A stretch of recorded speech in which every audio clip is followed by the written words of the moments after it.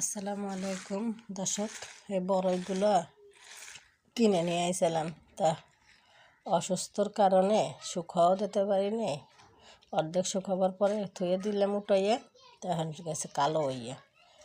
শুকাইতেও পারলাম না, অসুস্থ ছিলাম। মেলা কয়েকদিন ধরে জ্বর, ঠান্ডা, কাশি, তারপরে বুকে সমস্যা, একটু হাড়ের সমস্যা, যার জন্য বড়ইগুলো শুকাতে পারিনি। এখন কালো হয়ে গেছে, ভালো করে বাছতে হবে। বাইছে কালোগুলো ফেলাই দিয়ে ভালো করে নিয়ে ধুয়ে শুকা দিয়ে মেয়েদের জন্য একটু আচার তৈরি করব। ছেলে মেয়েরা সব দূরে থাকে, 5টা সাল মেয়ে, সব বড় হয়ে বিয়ে শাদি দিয়ে দিলাম।